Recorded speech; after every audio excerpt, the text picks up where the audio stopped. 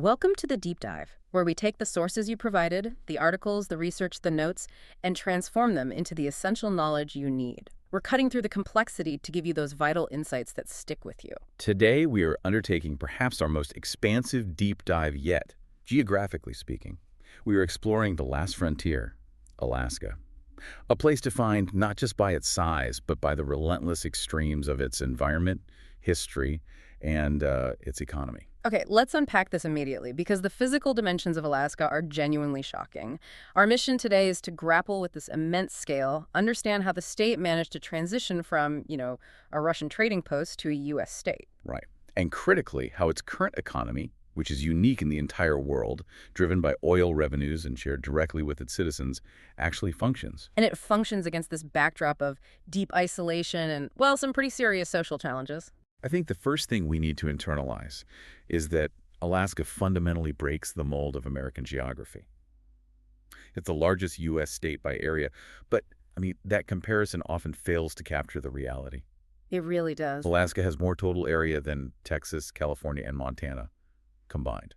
That's the real shock of scale. You could fit the three biggest states of the contiguous U.S. inside Alaska and still have room left over. To put it in a global context, if Alaska were an independent country, It would immediately rank as the 18th largest nation on Earth, wow. right around the size of Iran. And it is not just big, it is uniquely isolated. It's a non-contiguous U.S. state on the northwest extremity of North America, bordering Canada's Yukon and British Columbia. And it's the world's largest semi-exclave. You've got about 500 miles of Canadian territory separating it from the lower 48. Here's where it gets really interesting, though, the geographical paradox. Our sources point out that Alaska is simultaneously the northernmost, the westernmost, and the easternmost state in the country. Now, northernmost and westernmost, okay, that makes sense. But how can it possibly be the easternmost? It's all thanks to the extreme reach of the Aleutian Islands. Yeah. That volcanic chain, it just stretches so far west across the North Pacific that some of the islands, specifically one called Semisopocno Island, actually cross the 180th meridian. The international date line. Exactly.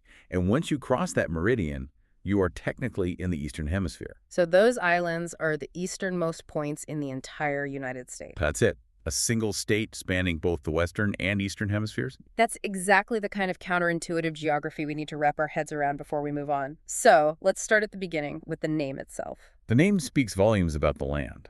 Alaska comes from an Aleut language idiom, Alaksak. Waxack. Right. And while it's often just translated as the mainland, there's a more evocative translation. Which is? The object towards which the action of the sea is directed. Huh. A land defined by its enormous presence and the vast, aggressive oceans that surround it. That's powerful. So let's start not with the Russians, but with the millennia before European contact, because Alaska was fundamentally the first entry point for human history in the Americas. Right. Indigenous peoples occupied Alaska for thousands and thousands of years. And the prevailing theory is that this was the gateway for the initial settlement of the entire continent, right, through the Bering Land Bridge. Exactly. Beringia during periods of lower sea levels. And this isn't just, some historical footnote. It's the foundation of the continent's history. And the sources show that recent archaeological discoveries are still refining our understanding of those first migrations. Let's talk about the ancient Beringian discovery. This is a remarkable piece of evidence. It was found at the Upward Sun River site in the Tanana Valley. Scientists discovered the remains of a 6-week-old infant, and through DNA sequencing, they determined that this child belonged to a distinct population group. A group they named the ancient Beringian. Yes. And what makes this group so significant is that they're genetically separate from the later waves of migrants. So separate from all other Native American groups. All other groups present in the New World at the end of the Pleistocene. It suggests that while, yes, the Bering Strait was the entry point, human settlement was far more complex. You had groups settling, diverging, moving at different rates than we previously imagined. Moving forward to more contemporary indigenous cultures, what groups defined Southeast Alaska? Well, Southeast Alaska is home to the Tlingit people, who developed this incredibly complex, highly organized, and powerful matrilineal society. So kinship, property, social rank, it all pass through the mother's line. Exactly. And then you have the Haida, who are globally recognized as masters of unique and powerful arts, especially their monumental totem pole carving. And one group, the Tsimshian, has a unique governmental history tied directly to the United States Congress. That's a fascinating detail. The Tsimshian migrated from British Columbia in 1887 and settled on Annette Island, founding the community of Metlakatla. And this territory was officially granted to them by a U.S. congressional grant. This points to the immediate need for the U.S. government to establish these specific, negotiated frameworks for indigenous groups, even before Alaska was a formal territory. Now, we can pivot to the European era. Russian presence here was defined less by, say, massive settlement and more by resource extraction. Oh, absolutely. It was all about the fur trade. Specifically, sea otter pelts. The finest, densest fur in the world. So the first documented European vessel arrived in 1732, the St. Gabriel. But the real catalyst was Vitus Bering's second major expedition in 1741, when his surviving crew got back to Russia with those sea otter pelts. It kicked off a total frenzy. A massive frenzied rush. Those pelts were basically the gold of the 18th century, drawing these small associations of traders, the Pershleniki from Siberia. And this fur-driven expansion was pretty brutal, right? Brutal and fast. It led to the first permanent European settlement in 1784. And over time, Sitka, which the Russians called New Archangel, became the capital of Russian America. But their presence was limited, mostly coastal outposts and trading stations. Right, but the legacy remains visible today. In what way? In place names, of course, but critically, in the prevalence of these beautiful, historical Russian Orthodox churches you find all over the region. And that influence happened through intermarriage and cultural integration, not just conquest. A lot of it did, yes.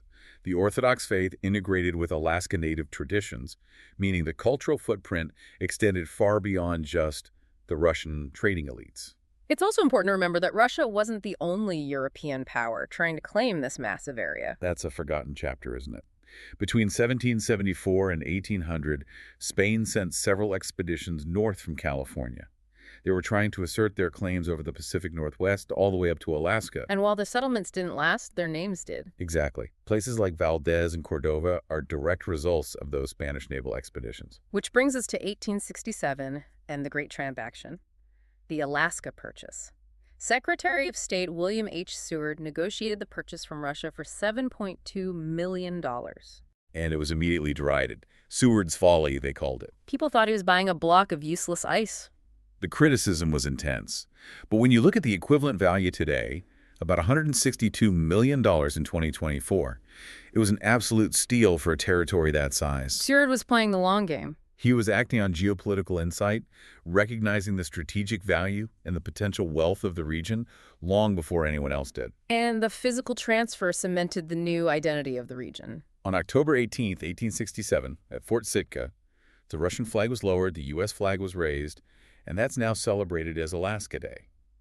But this massive new territory spent years under military rule, basically neglected by Washington. Right. It was administered as a district starting in 1884. So what changed the narrative from neglected district to economic hotspot? One word. Gold. The gold rushes, the discovery of gold in the 1890s and 1900s, both in Alaska and the neighboring Yukon, which kicked off the famous Klondike Gold Rush that was the next rate driver of settlement. It transformed the region's economy from specialized fur trade to massive mineral extraction. And the sheer volume of wealth this generated created the political pressure needed to, well, organize the territory properly. Absolutely. The mineral production was enormous.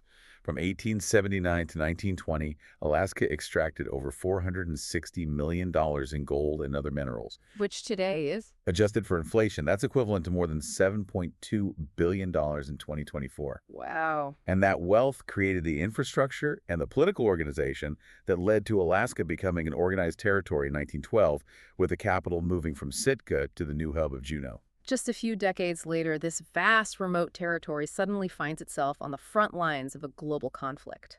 World War II was a transformative event. You had the Aleutian Islands campaign, where the Japanese Empire occupied the Alaskan islands of Attu and Kuska. And this is a critical detail, right? It was the only time American soil was occupied by an Axis power during the entire war. The only time. And the human cost of that forgotten front extended tragically to the civilian population. What happened to the Aleut people there? It's a tragedy. Almost 50 Aleut civilians, along with 8 sailors, were interned in Japan. And due to the harsh conditions, about half of those Aleut civilians died during internment. Just horrific. Meanwhile, further north, Alaska was playing a strategic role in the war effort through the U.S. Lend-Lease program. They were flying thousands of American warplanes from Fairbanks and Nome across the Bering Strait to deliver them to the Soviet Union. To help their fight against Germany. Exactly. And that strategic importance, coupled with this internal demand for political representation, drove the final push for statehood. The military presence and increased population just cemented the need for self-governance. Right. Momentum really picked up after a territorial referendum in 1946. And finally, after a decades-long struggle, Alaska was officially admitted as the 49th state on January 3, 1959. The transition to statehood in 1959 was a moment of triumph. But just 5 years later, Alaska faced a catastrophe that tested its new government and infrastructure to the absolute limit. We have to dedicate some time to the 1964 Good Friday earthquake. This was the defining natural disaster of modern Alaska, a monumental event on a global scale. On March 27, 1964, at 5:36 p.m., the moment magnitude 9.2 earthquake struck. A 9.2. To put that in perspective for you, the devastating 1989 San Francisco earthquake. This was literally more than 1,000 times more powerful. 1,000 times. And the duration, it felt endless. It lasted for 4 minutes and 38 seconds. 4.5 minutes of that kind of shaking. And the rupture zone was gigantic. 600 miles of fault line ruptured, with the ground displacing up to 60 feet in some areas. It released an estimated 500 years of accumulated stress. Miraculously, the total fatalities were 133 people, which, considering that magnitude, seems remarkably low. What factors saved lives? A few things aligned. The time of day meant people were out of the main business centers. It was a holiday, Good Friday, so schools and offices were closed. So the deaths weren't from the shaking itself, for the most part? For the most part, no. The vast majority were from the massive secondary effects, tsunamis and land failure. Anchorage, the main population center, was 75 miles away, but it still suffered catastrophic damage. What was the mechanism of failure there? The damage in Anchorage was primarily due to soil failure, specifically something called soil liquefaction and huge landslides, especially along Nick Arm. So the ground basically turned into a liquid slurry. Imagine that. Paved streets buckled, utility lines snapped, and buildings that weren't engineered for that were just ripped apart as the ground slid sideways. But the truly devastating loss of life occurred closer to the coast, in places like Prince William Sound. The force of the water was just horrific. In Port Valdez, a massive underwater landslide generated a localized tsunami that killed 32 people almost instantly. It just destroyed the harbor. The harbor, the docks, a ship anchored nearby, and the village of Chenago was almost completely wiped out by a 27-foot tsunami. 23 out of its 68 residents perished. It just emphasizes the vulnerability of those coastal communities. And the seismic effects were truly continental, weren't they? I mean, they were felt far beyond Alaska. Oh, yeah. The tsunamis didn't stop. They caused destruction down the entire Pacific coast.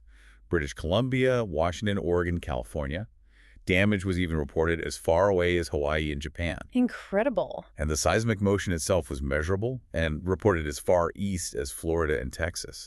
It just shows the massive energy that was released. So this disaster hits a brand new state that has, what, basically no disaster response infrastructure, no financial reserves? It was a logistical nightmare. The immediate reliance was entirely on the U.S. military, which had a robust presence because of the Cold War. President Johnson immediately declared all of Alaska a major disaster area. So the Army stepped in. The Army rapidly reestablished communications and led a massive airlift, delivering 2.57 million pounds of relief supplies, food, medical equipment, everything. But the long-term rebuilding effort involved a clash of priorities, right? You had developers wanting to rebuild fast and scientists demanding safety. And this is one of the most important legacies of the quake. There was a geologist, Lydia Selkreg, who was instrumental. She insisted that Anchorage could not simply rebuild over that unstable, liquefaction-prone land. She led a team of geologists and engineers. Right, the Engineering and Geological Evaluation Group. And they raced against the clock, clashing intensely with developers who just wanted to get back to business. They insisted on identifying future dangers before reconstruction began. Exactly. Their final report, produced just over a month after the quake, was revolutionary. It mapped out the danger zones, forcing the city to adopt new, robust building codes and restrict development in certain areas. That insistence on science over quick profit was a critical turning point for Alaska. There's also the story of a broadcast journalist, Jeannie Chance, a true civilian hero in the chaos. Her actions just underscore the ingenuity required to survive in those isolated conditions. When traditional communication lines failed, Jeannie Chan stayed on the Kenai airwaves for over 24 continuous hours. From the public safety building. Yes, she became the state's lifeline. She was coordinating response, disseminating accurate information, helping people find shelter, and crucially, passing messages of well-being between terrified family members. So, what does this massive, costly disaster mean for the state's financial solvency just 5 years after statehood? It was a near-death experience for the state budget. The federal disaster relief funds, about $110 million worth, paid for the reconstruction. So the federal government basically kept the state afloat. That federal infusion of cash kept the state's government financially solvent. Had the quake hit 10 years later, after the oil money started flowing, it might have been different. But in 1964, those federal funds were the bridge that allowed Alaska to survive until the Prudhoe Bay oil discovery in the 70s. And it led directly to the formation of the West Coast and Alaska Tsunami Warning Center. A legacy that enhances safety for everyone. Surviving that catastrophe required robust planning, which brings us right back to the geography that defines every aspect of life there. The magnitude of the state dictates everything. The scale is just unparalleled, and we need to move beyond just square mileage and think about the coastline. Alaska has nearly 34,000 miles of tidal shoreline. 34,000 miles. To visualize that, that is more tidal shoreline than all other U.S. states combined. It is fundamentally a maritime state. And that vast coastline is also incredibly geologically active. It's not a static environment. Not at all. The Aleutian Islands chain is essentially this long, arc-shaped string of active volcanoes. Mount Shishaldin is a great example, rising 10,000 feet right out of the Pacific. And that volcanic chain extends onto the mainland. Right up to active volcanoes like Mount Spur, just west of Anchorage. Geologically, Alaska is part of what's called Wrangellia, a terrain that is actively undergoing continent building. It's constantly being shaped by these tectonic forces. And the land features are just dominated by water in all its forms, frozen, fluid, and marshy. The sheer volume of water is staggering. Glacier ice covers about 29,000 square miles. That's an area roughly the size of West Virginia. Just in glaciers. Just in glaciers. And the Bering Glacier, the largest in North America, covers over 2,000 square miles by itself. And beyond the ice, you have over 409,000 natural lakes. And the marshlands. The low-lying terrain, especially in the western and northern expanses, is defined by marshlands and wetland permafrost, covering 188,000 square miles. This perpetual instability makes construction, pipelines, transportation, all of it is exceptionally difficult. Speaking of water, you can't talk about the area around Anchorage without mentioning the extreme tides. Turning an arm south of Anchorage is a geological phenomenon. It has tidal differences of more than 35 feet. The visual contrast between high and low tide in just 6 hours is just dramatic. But then, of course, dominating the interior is Denali. Formerly Mount McKinley, the highest mountain in North America at 20,310 feet. Now let's tackle the weather. We call it the coldest state, but the source material shows that the climate is anything but monolithic. It's really diverse. It's radically different depending on where you are. We can break it into 4 zones, starting with the exception, the Southeast Panhandle. This region has a mid-latitude oceanic climate. It's the wettest and, crucially, the warmest region. Warmest in the sense that It's the only region where the average winter daytime high temperatures consistently stay above freezing. But warm is relative. It's soaking wet. Exactly. Ketchikan, for example, averages over 150 inches of precipitation a year. It feels more like a temperate rainforest. Okay, moving north, we hit the population heartland, South Central, where most Alaskans live. South Central, including Anchorage, has a subarctic climate. It's milder than the interior by Alaskan standards. You get clearer days, but it gets heavy snowfall. Anchorage averages about 75 inches of snow a year. The interior is where the extremes really manifest, though. The interior, centered around Fairbanks, is defined by a continental subarctic climate. It has incredibly sparse precipitation, often less than 10 inches a year, so it's surprisingly dry. But it holds the state's absolute temperature records, both high and low. Both. Give us those numbers, because they tell the story. The highest recorded temperature is 100 degrees Fahrenheit in Fort Yukon back in 1915. And this is a bizarre point of pride. It means Alaska is tied with Hawaii for the state with the lowest official highest temperature. Right. But then you have the other end. The official lowest recorded temperature. -80 degrees Fahrenheit, recorded at Prospect Creek in 1971. A 180-degree swing. That level of variation in a single state is just astounding. What about western Alaska near the Bering Sea? Western Alaska is defined by the Bering Sea's influence, and it has extreme precipitation variety. Areas near the Seward Peninsula are functionally desert-like, less than 10 inches annually. But then regions further south, near Bristol Bay, can get over 100 inches, It's a patchwork. determined entirely by wind and maritime currents. And finally, the extreme north, the North Slope. That's just permanent cold. An Arctic climate. Exactly. Long, incredibly cold, dark winters. The light precipitation that falls here stays locked on the ground almost all year. Utqiagvik, formerly Barrow, the northernmost city in the U.S., illustrates this. The average July low is still 34 degrees. So even in summer, you need a heavy coat. The sun might be up all the time, but the heat never really settles in. The moment you start talking about the geography, you realize that running a unified state in a place with this kind of physical and climatic diversity is, well, it's an enormous administrative challenge. It is. And we need to understand how this geography translates into distinct human regions. We can define 6 critical regions. First and foremost, you've got South Central. It's the obvious population center. The Anchorage metro area holds half of the state's entire population. It's the economic and logistical hub. Next is the Southeast, the Panhandle, which feels culturally and geographically distinct from the rest of the state. It's physically closest to the contiguous states and was the site of the initial non-indigenous settlement. It's dominated by the Tongass National Forest, which is the largest national forest in the United States. And it contains Juneau, the capital, which, as we noted, is bizarrely isolated. Right. Then the interior provides that vast, unpopulated contrast. It's the largest region geographically, mostly uninhabited wilderness, home to Denali. Fairbanks is the only major city there. The North Slope is the economic engine that pays for the rest of the state. This is primarily tundra, defined by its massive crude oil reserves, like the Prudhoe Bay oil field.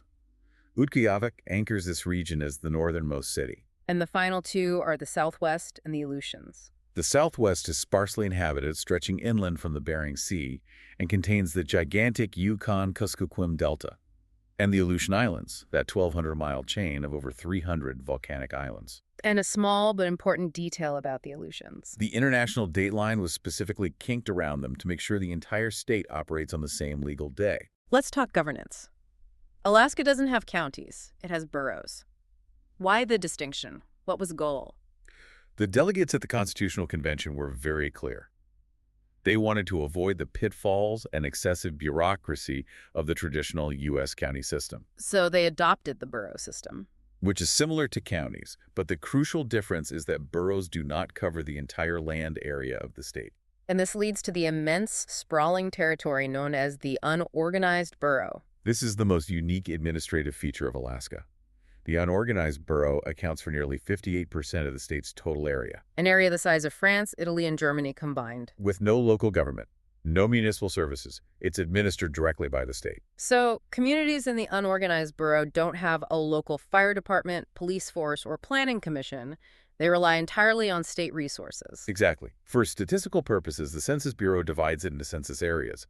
But that lack of an intermediate level of local government creates massive logistical challenges. This administrative structure also gives rise to the paradox of the largest cities by area in the U.S. Because Alaskan municipalities can merge the city government with the surrounding borough, you get these enormous cities on paper.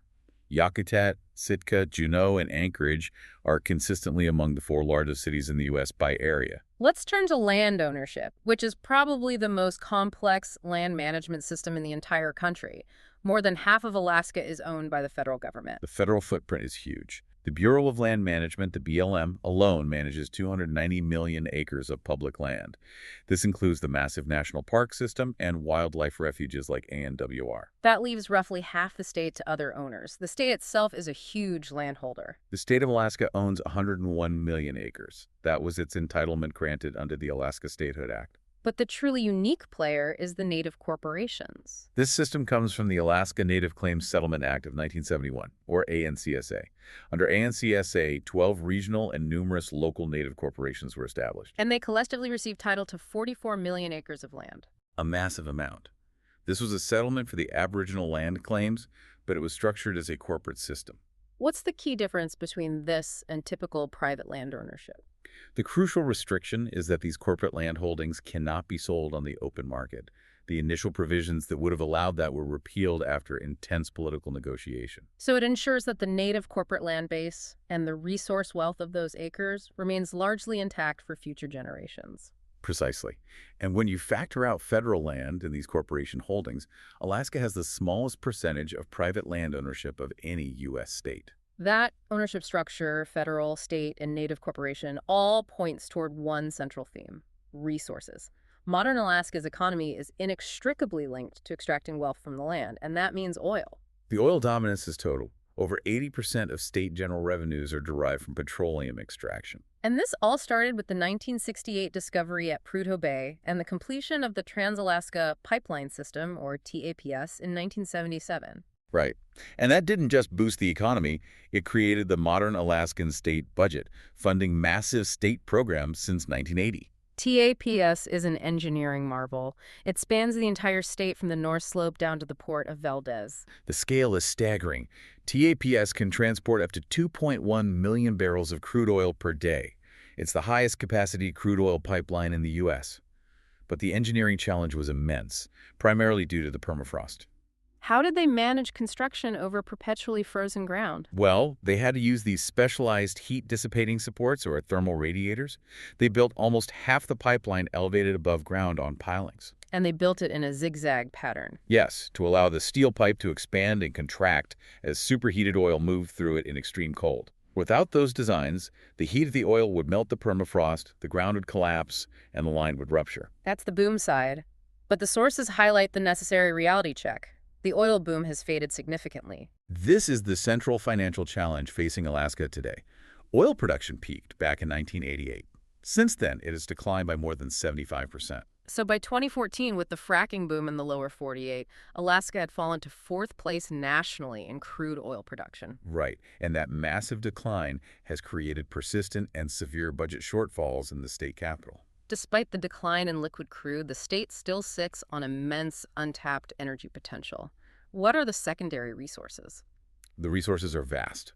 We are talking massive reserves of natural gas, substantial coal deposits, immense hydroelectric potential. The U.S. Geological Survey estimates 85 trillion cubic feet of recoverable gas just from natural gas hydrates on the North Slope. But the state's current financial stability and its global reputation rests on a mechanism built during the boom years to save that initial oil wealth: the Alaska Permanent Fund. The Permanent Fund is the defining mechanism of Alaskan governance and finance. It was constitutionally authorized by voters in 1976, championed by Governor Jay Hammond. He recognized that if the state just spent that initial oil money, it would vanish. Exactly. So the idea was to create a sort of generational endowment. It mandates that a portion of the state's oil royalties must be set aside and invested to create an enduring source of revenue. And from a small start, the fund has grown to about $50 billion today. Right. And the most famous component is the annual dividend paid directly to the residents, the PFD. How does that mechanism work? Since 1982, dividends have been paid annually to all eligible Alaskans. The calculation is specific. The state takes out a percentage of the fund's average earnings over the previous 5 years. Then a portion is put back in for inflation proofing. Right. 3% of the total goes back into the principal. That's critical to maintain the fund's real value over time. The remaining 5% is distributed as the dividend. So that 3% is the insurance policy, ensuring the wealth sharing doesn't erode the foundation. Precisely. And because this cash payment goes directly to every eligible resident, regardless of their income, it's been widely recognized globally as one of the leading real-world examples of a basic income or citizen dividend policy. Eligibility is straightforward, but strict. Minimum 12 months residency, and no specific felony convictions. You need to demonstrate constant physical residency, though there are allowances for things like education or military service. It's a mechanism designed to reward those who commit to living in the state. It's a mechanism of wealth, yet we see the paradox emerge here. Despite the dividend, the cost of living remains a massive hurdle. Oh, the costs are generally much higher than the contiguous U.S., and this disparity just escalates dramatically the moment you leave the rail belt or the major port cities. Why does logistics drive the prices up so severely? Imagine trying to move basic goods into remote villages, the bush, which lack road connections. Yeah. Everything has to come in by air freight or small barges. So the sources cite a cost of about $3.50 just for the delivery of a gallon of milk in many remote communities. Exactly. This makes imported food prohibitively expensive. And that's why local industries, no matter how small, are vital for survival. Right. Agriculture is a tiny fraction of the state economy, mostly for in-state consumption. The growing season is short, but the long, sunny summer days compensate. And that's where you get unique niches, like the peony industry. The peony industry is a brilliant example of capitalizing on geography. They harvest peonies in July and August, filling a gap in the global flower supply. Right. But the primary non-oil export is fishing. The Bering Sea and North Pacific fisheries, salmon, cod, pollock, crab, are globally significant. And crucially, subsistence fishing and hunting remain essential parts of life for many Alaskans. The economics are defined by isolation and resources.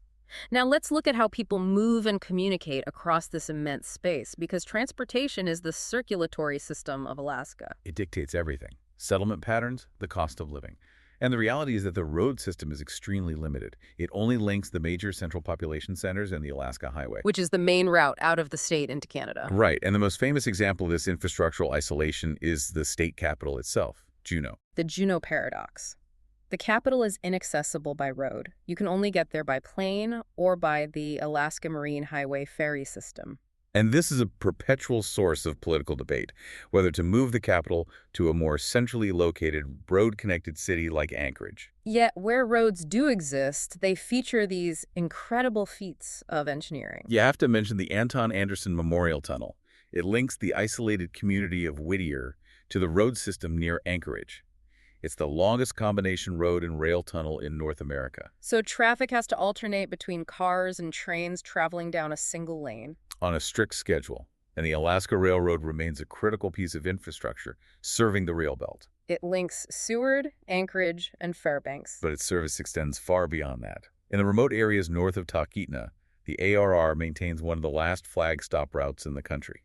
If you live in a cabin along that line, the train will stop for you if you signal it. It's your only connection. But for the majority of the land area, the unorganized borough, you rely on air travel, the legendary bush air services. Air travel is the only practical way to access most of the state. That's why Alaska has the highest number of pilots per capita of any U.S. state. And Anchorage hosts Lake Hood, the world's busiest seaplane base. It's the critical hub for bush planes, delivering everything from passengers to essential cargo to remote villages. And the traditional winter methods are still relevant, primarily snow machines. Dog mushing is mainly a high-profile sport today. The Iditarod, the Yukon Quest commemorating the 1925 Serum Run to Nome.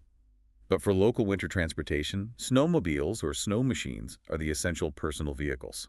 Let's pivot to the human geography. Alaska has a highly unique demographic profile, particularly its relationship with indigenous groups. Alaska has the highest proportion of Native Americans of any U.S. state, at 15.2% in 2020, and this translates directly into unique linguistic diversity. So in 2014, Alaska symbolically recognized 20 indigenous languages as official. And that was expanded in 2024 to officially list 23 indigenous languages, including Inupiaq, Tlingit, Yupik, and Haida. What languages dominate besides English? Well, English is spoken at home by about 84% of the population. The next largest group is Asian and Pacific Islander languages. At 5.6%, Tagalog specifically is a significant language due to Filipino immigration. Spanish is next, at 4.0%. Another unique social factor is religion.